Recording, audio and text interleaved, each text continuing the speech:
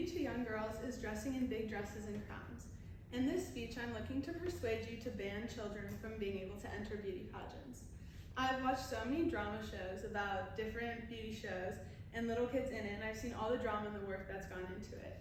I'll discuss the mental and physical effects that these shows have on the kids and also ask you to visualize as well as take action.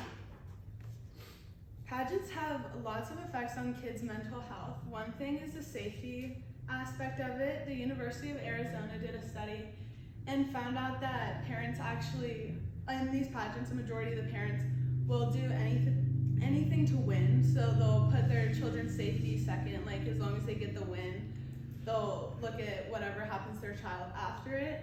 So safety is a big problem with these. And then also eating disorders. Since the kids are getting judged on their looks from such a young age, it doesn't necessarily happen when they're so young they get these eating disorders, but everything that they're judged on carries on into their life as they continue to grow. So a lot of these kids do develop a lot of eating disorders because whenever a judge will tell them something that's wrong with their body, like they obviously take that to heart, and that's what they learn as a kid.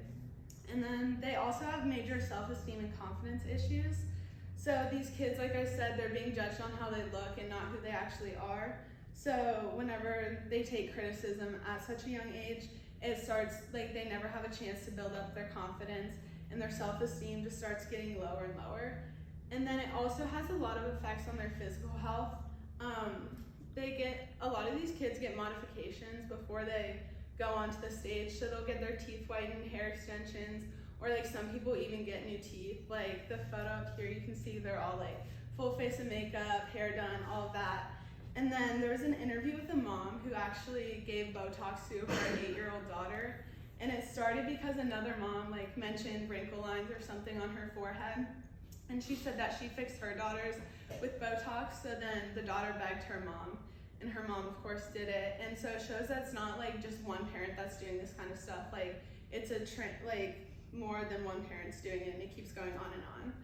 And then there's also been like complaints about the inappropriate dresses and costumes that kids are in, like these.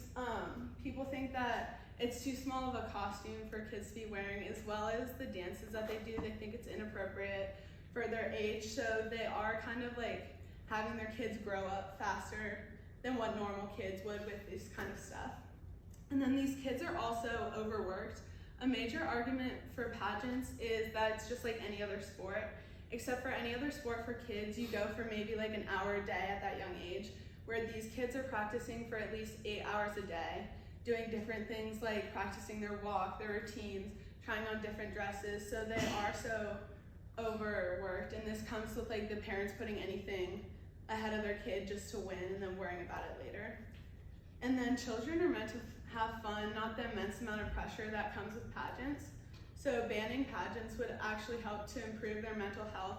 Like I said, they wouldn't have the normal mental strain that they actually get from being in the pageants, and the pressure that they do have on them from their parents and the judges and everyone around them would kind of be lifted. And this goes into them actually having fun and like having a childhood. Like they should be able to go out and do whatever they want and not have to practice 8 hours a day. And then psychologist Davy Carey said, "The work of children is to play, let children be children, put parents on the catwalk, and if they want to compete, see how they feel about it at the end of the day." So again, this goes with like parents are the only ones that really like put this pressure on their children. It's not the children wanting to win. It's like the children wanting to have fun, and then the parents putting that pressure on them. And then children also wouldn't be pushing their bodies as much as they are, so they don't have to worry about what they would look like. Their self-esteem issues wouldn't really go away.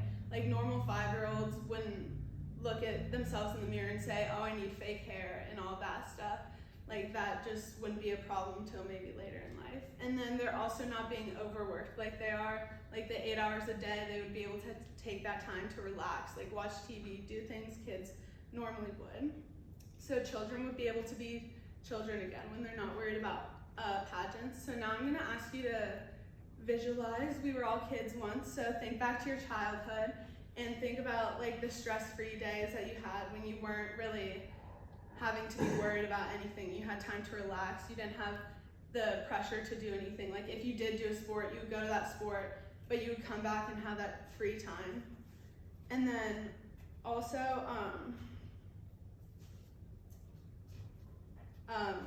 so in summary, I talked to you about